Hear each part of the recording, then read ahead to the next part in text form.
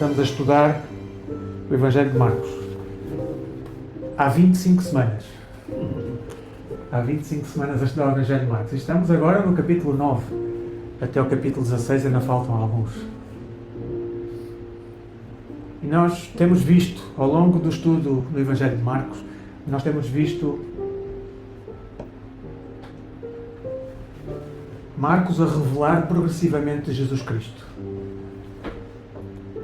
E Marcos está a revelar Jesus Cristo como o Filho de Deus.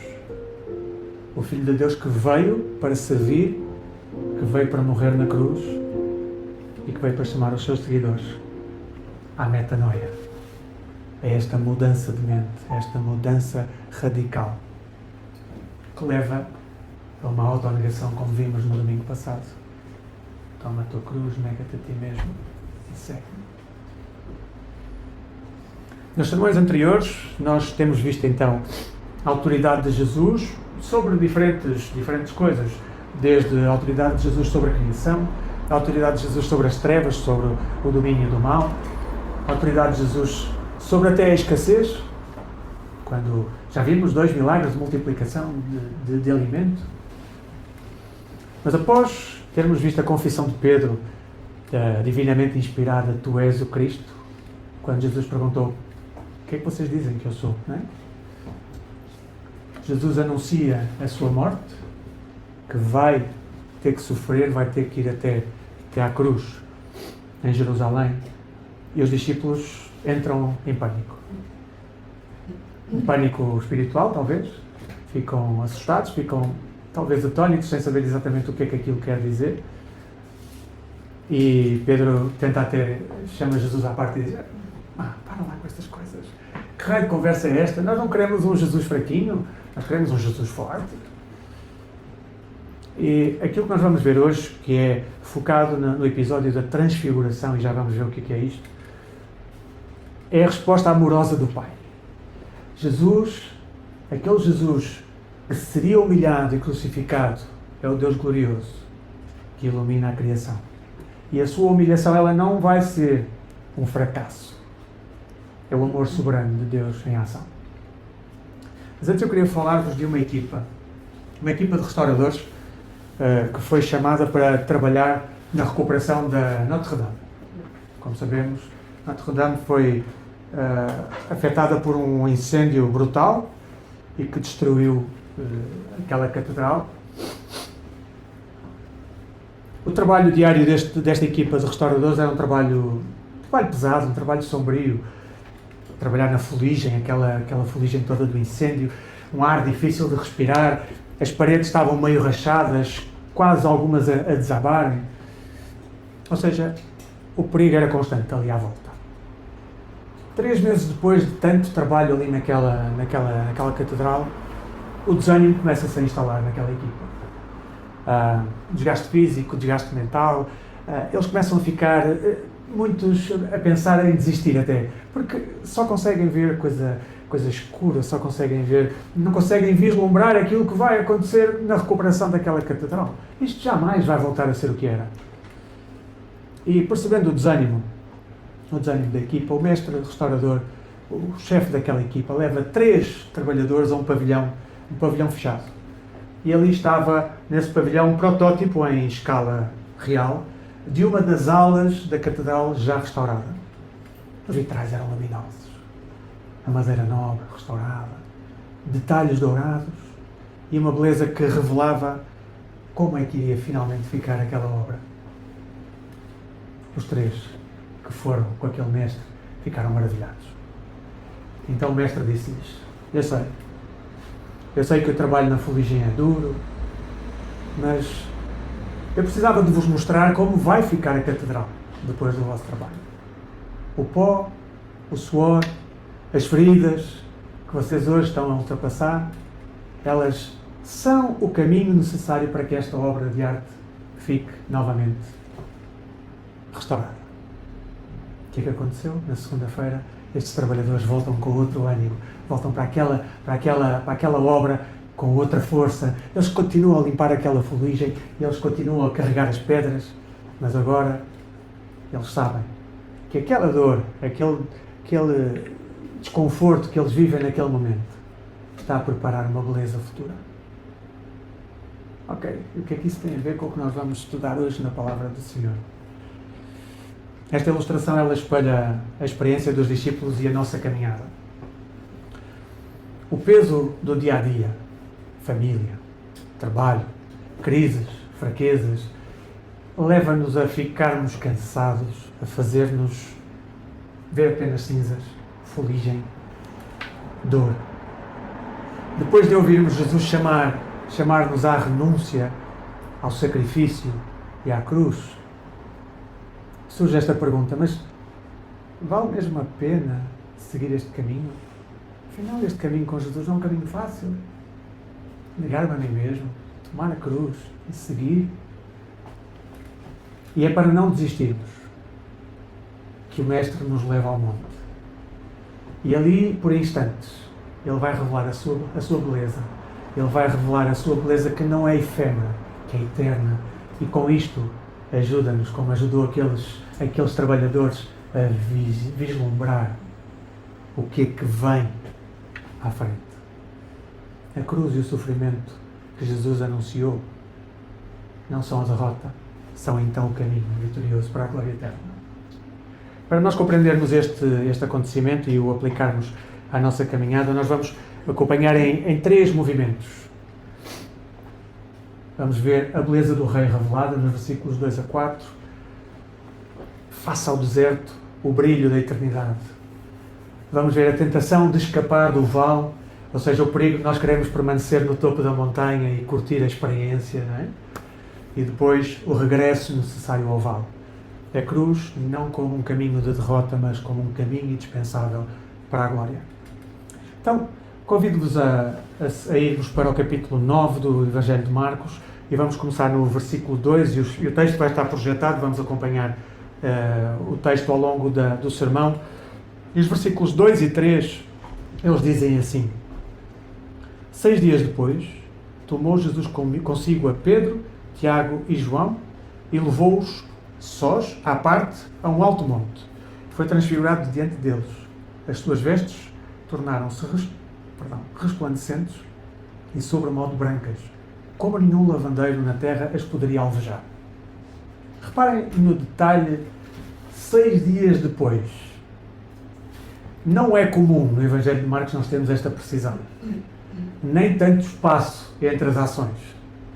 Normalmente as coisas são imediatamente. E, no entanto, aqui temos esta precisão. 6 dias depois. Esta precisão, ela liga este episódio da transfiguração ao ensino sobre a cruz e à promessa de que alguns veriam o reino de Deus chegar com poder. Mas Marcos também nos está a levar para a palavra do Senhor em Êxodo 24:16, quando diz lá que a glória do Senhor cobriu o Sinai durante 6 dias antes de Deus falar com Moisés. Agora, Jesus está a conduzir os discípulos a um novo Sinai. Não para uma nova lei, não para que recebam uma nova lei, mas para contemplarem a revelação definitiva de quem Jesus é. Então Jesus leva Pedro, Tiago e João, ou seja, as suas testemunhas mais próximas, ao Monte Alto. Este monte provavelmente seria o Monte Hermon. Haveria outra possibilidade de um monte ali nas imediações, mas é pouco provável que seja esse, porque esse monte tinha uma fortaleza romana ali. Portanto, era pouco provável que fosse nessa área. Muito provavelmente será o Monte Hermon, um monte bastante alto, mais alto do que a nossa Serra da Estrela. 2.800 metros de altura, portanto, uma coisa bastante alta. Longe das multidões, no silêncio da montanha, acontece o impensável. Eu acredito que aqueles 3 homens jamais pensaram que iriam ver aquilo que viram. Jesus é transfigurado diante deles. E a palavra grega utilizada no texto é metamorfote. Vocês conhecem alguma palavra nossa parecida com esta? Metamorfose. O que é a metamorfose? Uma transformação. Vamos ver uma imagem, por exemplo. Quando nós vemos uma lagartinha, que de repente começa a construir um casulo à sua volta e, passado um tempo, desse casulo, de dentro desse casulo, o que é que surge? Uma borboleta. Ou seja, é uma transformação, sim, mas é uma transformação de dentro para fora. A glória vista por estes discípulos não foi uma luz externa sobre Jesus, não foi uns focos do palco que estavam a incidir sobre Jesus. É a manifestação visível da sua própria divindade. E o contraste, mais uma vez, com o Sinai e com Moisés, e se nós formos a Êxodo 34, no versículo 29, nós podemos ler que quando desceu Moisés do monte Sinai, tendo nas mãos as 2 tábuas do testemunho, sim, quando desceu do monte, não sabia Moisés que a pele do seu rosto resplandecia depois de haver Deus falado com ele. Então, a pele do rosto de Moisés brilhava. Só que esta luz de Moisés, ela era refletida e temporária. Já a de Jesus, ela vinha dele próprio. Por instantes, o véu da humanidade de Cristo é afastado de Jesus e a glória eterna do Filho de Deus surge diante deles. O homem humilde que caminhava com estes discípulos era o Criador glorioso. Por isso, as suas vestes tornaram-se de um branco impossível de reproduzir. Eu não consigo imaginar este branco. Devia ser impossível até de olhar para ele, de tão branco que era, não é? Não era apenas o brilho, era a pureza. Era a pureza da glória de Deus manifestada em Cristo, provando a sua divindade inerente. É uma manifestação que veio de dentro para fora, provando que, de uma forma inquestionável, Jesus é divino.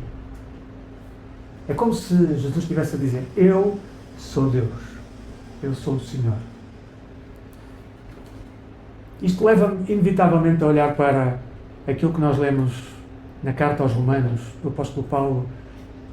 Ele escreve aos Romanos e no capítulo 12, ele diz: e não vos conformeis com este século, mas transformai-vos pela renovação da vossa mente, para que experimenteis qual seja a boa, agradável e perfeita vontade de Deus.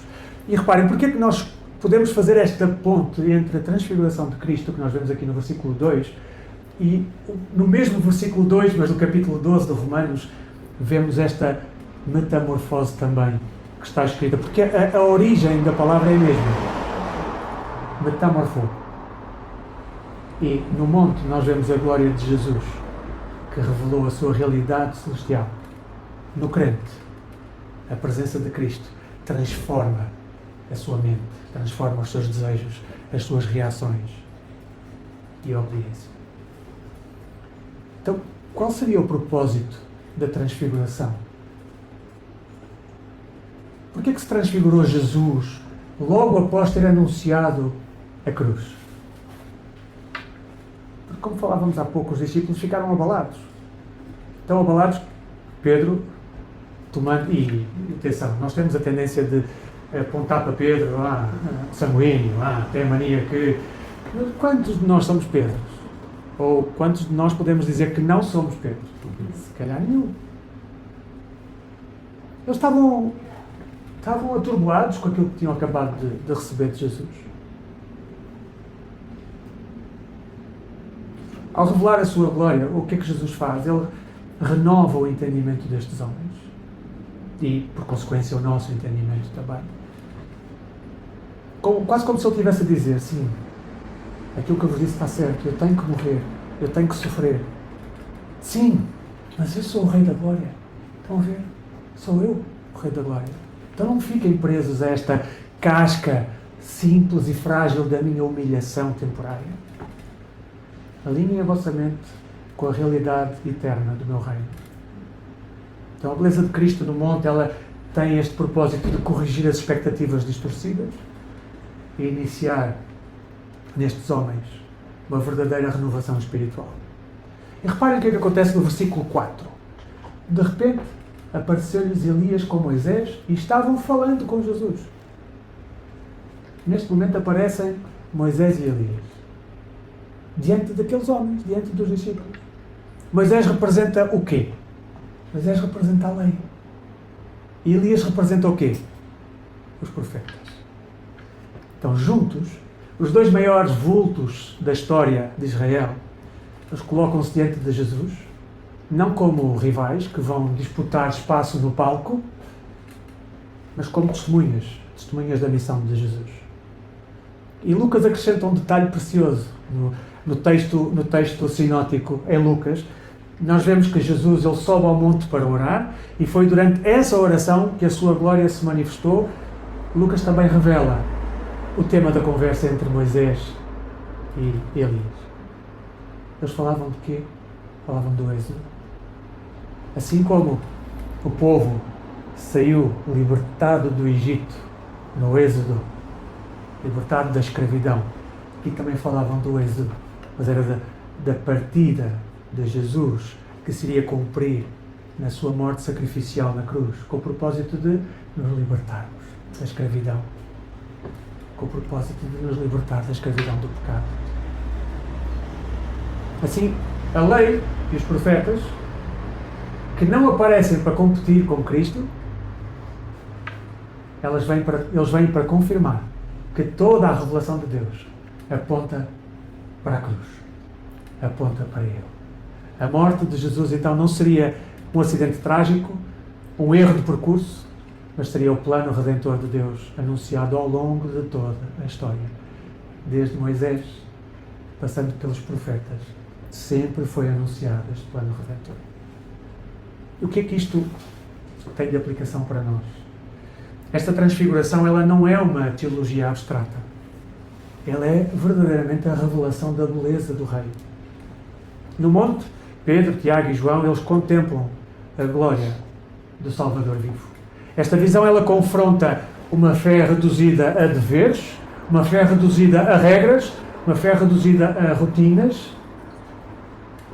porque o cristianismo verdadeiro não é uma vida cativada por estas coisas. É uma vida cativada por uma pessoa viva, Jesus Cristo. Por isso a fé, ela não deve ser apenas um peso, mas ela deve ser a admiração diária por Jesus. Então a pergunta que eu queria deixar nesta primeira parte do texto no ar é: o que é que nos move durante a semana? É o medo de falharmos? Ou é o fascínio pelo nosso Rei? O que é que nos move? Quando vier o cansaço, quando vier o desânimo, quando vier a pressão do dia a dia, volta a contemplar Cristo. Traz à memória. Já fomos ensinados assim também. Traz à memória. Recorda a majestade daquele que te amou, que se entregou por ti. Porque quando nós fixamos os olhos em Cristo, a nossa alma, ela ganha uma nova perspectiva, ganha uma nova força para continuarmos a caminhar com integridade. Mas há um perigo, que é ficarmos apenas na contemplação desta maravilha. E assim aconteceu com os discípulos. Vejamos como os discípulos reagiram, lá nos versículos 5 e 6. Então Pedro, tomando a palavra, disse: Mestre, bom é estarmos aqui e que façamos 3 tendas. Uma será a tua, outra para Moisés e outra para Elias. Mas não sabiam o que dizer, por estarem eles aterrados. Meus queridos, a reação de Pedro, ela é puramente humana. Podia ser a tua reação. Era seguramente a minha reação. Uau! Fascínio por aquela glória. E, de alguma forma, dominados pelo temor também, não é? Ui, o que é isto? Que pequenino que eu sou perante tudo isto que está a acontecer. Mais ou menos como se Pedro estivesse a dizer, ou como se Eunice estivesse a dizer: Mestre, isto é espetacular! É muito bom!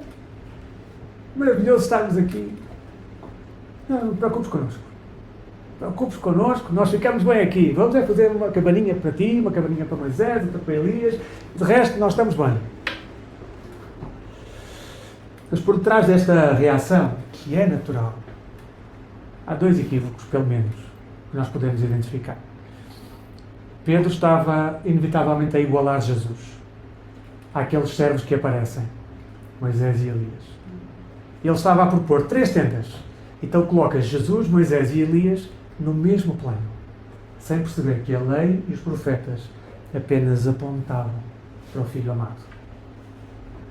E por outro lado, ou no mesmo sentido, ele tenta transformar a glória num monte de refúgio. Vamos ficar aqui. Aqui está bom. Como diz a música, que isso aqui está muito bom, isso aqui está bom demais, não é? Imagino Pedro a cantar isto. Que maravilha que isto está aqui. Não vamos sair daqui. Aqui não temos dor, não vamos lá para o vale onde temos a dor, não é? Aqui é maravilhoso estar. Aqui não há sofrimento, só temos este esplendor maravilhoso. E isto é a oposição espiritual à cruz que Jesus tem que enfrentar em Jerusalém. Agora reparem, o que é que acontece? Deus entra em ação. E no versículo 7 diz: a seguir veio uma nuvem que os envolveu, e dela uma voz dizia: este é o meu filho amado, a ele ouvi.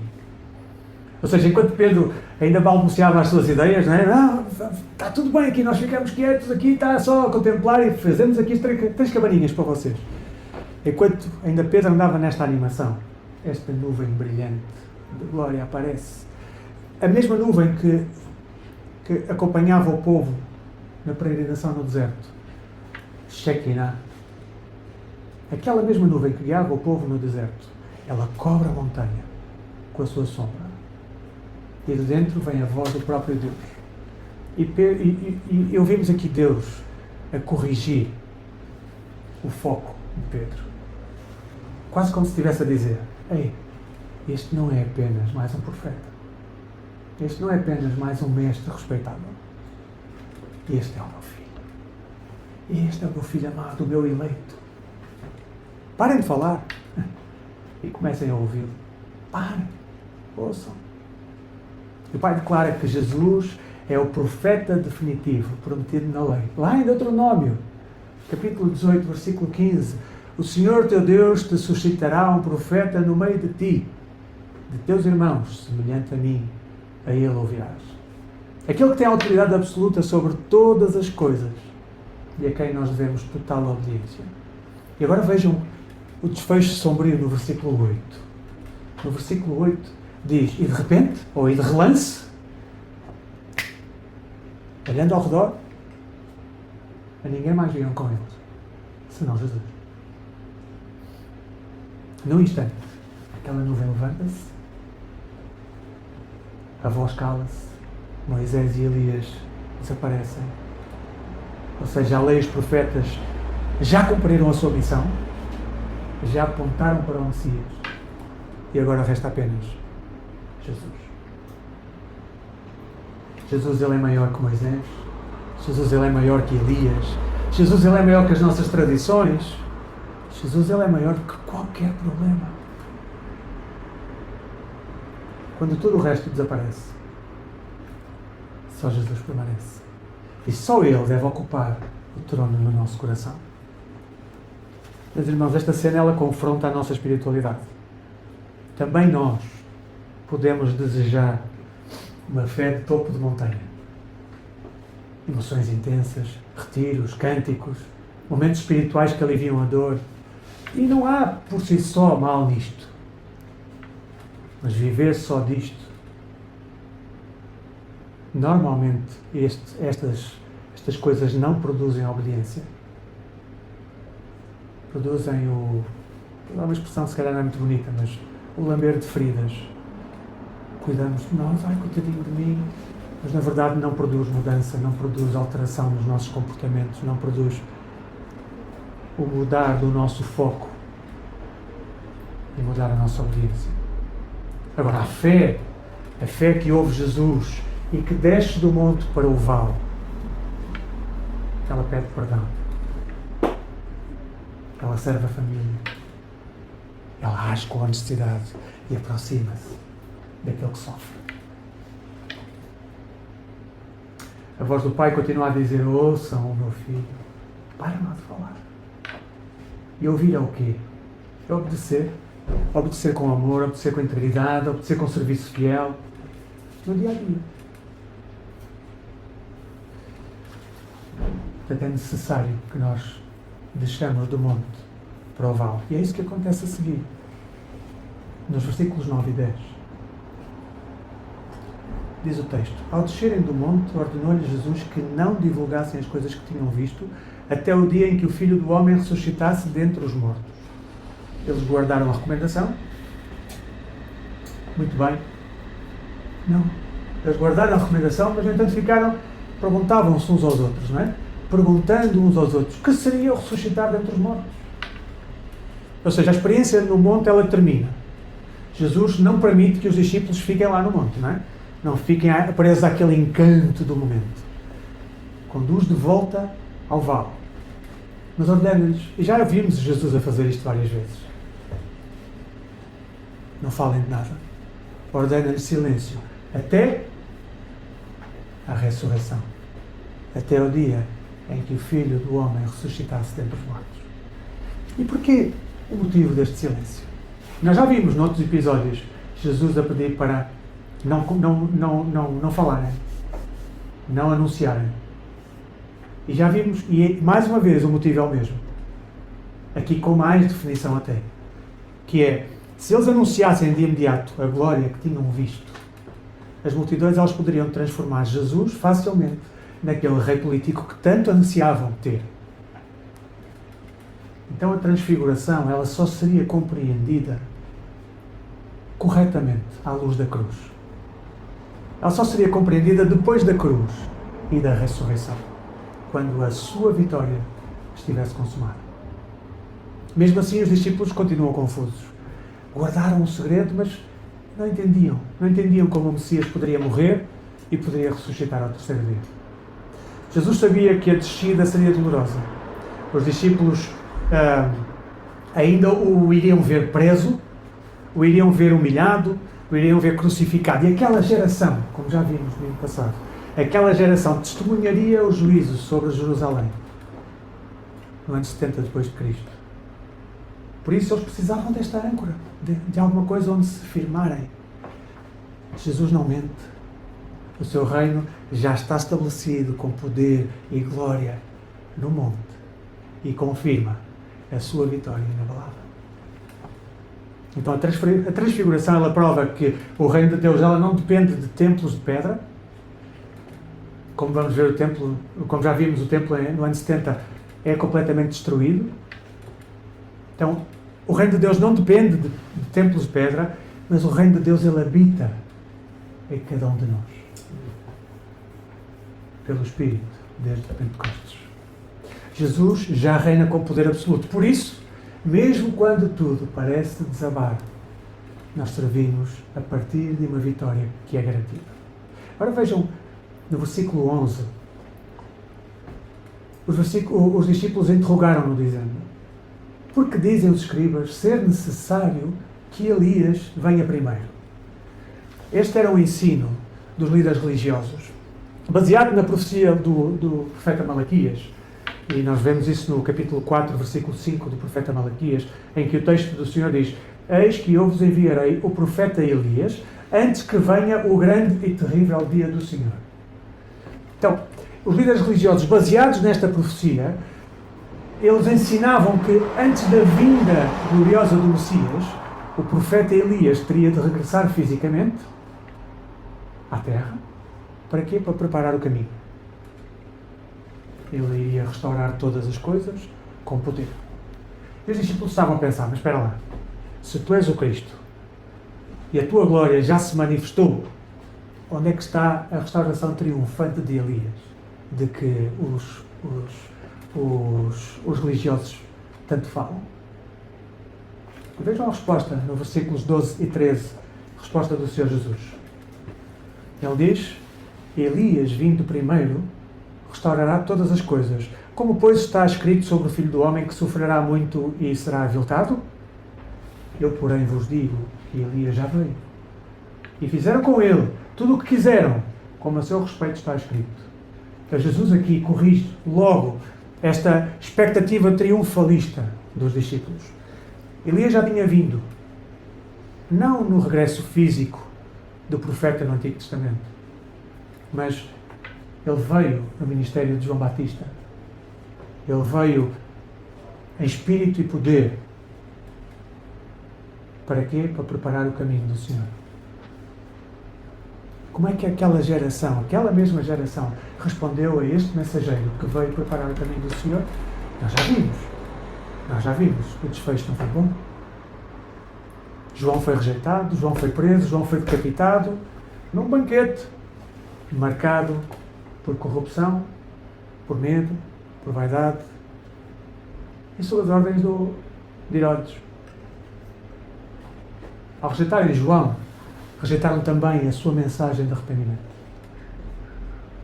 Com isso, Jesus está a confrontar os discípulos.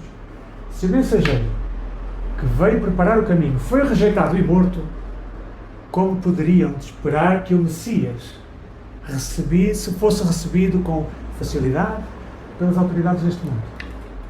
Se o mensageiro que veio preparar o caminho foi morto, o Messias, o que é que lhe vai acontecer? As Escrituras já anunciavam que o Filho do Homem ele teria de sofrer, que o Filho do Homem teria de ser desprezado e que teria de morrer antes de entrar na sua glória. Assim Jesus ele mostra que o caminho do reino não contorna o sofrimento, não vai por atalhos. O caminho do reino passa por ele. A cruz é a estrada indispensável que conduz à cruz eterna. E para nós fica esta ideia, seguir Jesus sem atalhos. Porque esta verdade ela confronta a nossa mentalidade atual. Nós vivemos numa sociedade que idolatra o conforto, idolatra a facilidade, idolatra o sucesso rápido. Esta lógica chegou também a muitos púlpitos de várias igrejas, substituindo a cruz, substituindo a autonegação por prosperidade, por autoajuda e por milagres imediatos. Mas esse não é o Evangelho de Jesus Cristo. Isto é um pseudo-cristianismo. Um cristianismo sem cruz. Confortável ao domingo, mas incapaz de gerar obediência sacrificial na segunda-feira. O verdadeiro Evangelho ele não promete atalhos para uma felicidade provisória. Seguir Jesus exige que nós deixamos ao vale, sofrer por honestidade, renunciar ao egoísmo, servir quem precisa e confiar que Deus usa a dor do dia a dia para a nossa transformação final. E na nossa visão de viver no alvo, como é que nós podemos aplicar a transfiguração ao nosso dia a dia? Como é que, para vivermos no alvo, que somos chamados a amar e servir a Cristo, no nosso relacionamento com Deus, no lar, na igreja e ao mundo? Então, algumas ideias apenas. No nosso relacionamento com Deus, escuta e submissão. Faça um diagnóstico à tua vida espiritual. A tua fé é alimentada por emoções de domingo, enquanto resistes à santidade de Deus durante a semana? Entrega o lema ao Senhor. Reserva o teu tempo diário para a oração e para a leitura da Palavra de Deus. E ora. Um exemplo. Senhor, perdoa o meu egoísmo. Eu quero ouvir a tua voz, submeter o meu caráter à tua renovação, todos os dias. No lar. Que o lar seja o amparo no vale. A família é um vale exigente. Maridos, imitem o amor sacrificial de Jesus. Liderar é servir com paciência, com ternura, com humildade. Não exijam a perfeição imediata dos vossos cônjuges, dos filhos. Amparem-nos, ouçam-nos, guiem-nos pelo exemplo diário de honestidade e de amor. E como igreja, serviço cristocêntrico.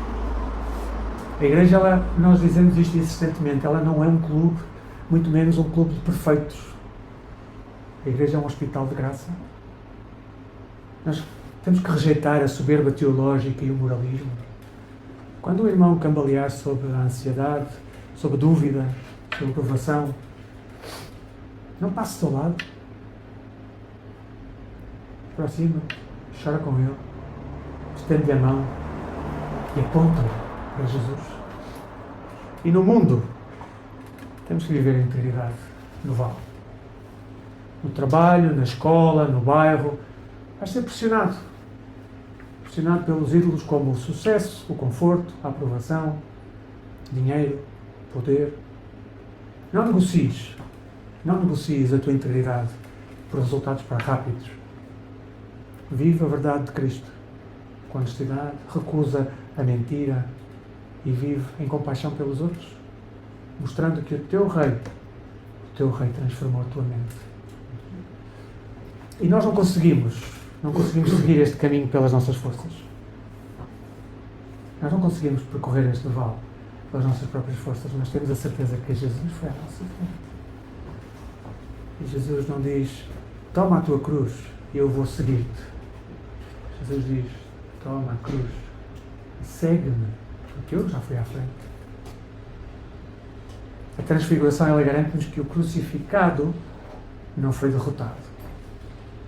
Ele é o Rei glorioso, que venceu a morte, que abriu a nossa prisão espiritual. Por isso, mesmo no vale escuro, sabemos que Cristo reina.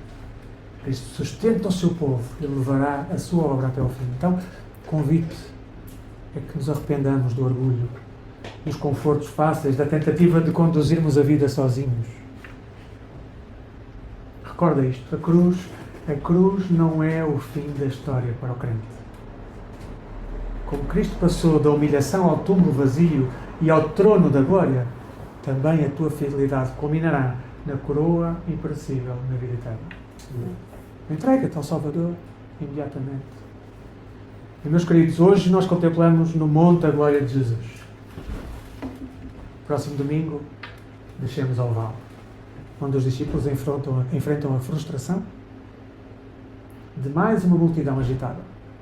Líderes, críticos e uma família esmagada pelo sofrimento. Ali, os discípulos falharam ao tentar libertar um rapaz atormentado. Então Jesus chega, confronta a incredulidade e revela a fonte do poder espiritual. A oração que nos esvazia da autossuficiência e que nos conduz à constante dependência de Deus. Então não percam. Próximo domingo vamos continuar a estudar o Evangelho de Marcos. E o monte revela a glória de Cristo. O vale, se o monte revela a glória de Cristo, o vale, ele mostra a redenção na vida real. Descer custa, mas caminhar com o Rei soberano é a verdadeira liberdade. Então, vem para o vale, serve, ama, ora, perdoa e permanece fiel diante do Senhor. Nós não servimos um Rei derrotado, nós servimos um Rei vitorioso, servimos o Senhor soberano que cumpriu a sua palavra e que sustenta o seu povo. Mesmo no vale nós pertencemos a um reino eterno e inabalável. Que o Senhor guarde as nossas almas, que Ele possa conduzir os nossos lares e que nos faça caminhar neste vale com os olhos fixos em Cristo. Em fé, coragem e esperança. Amém?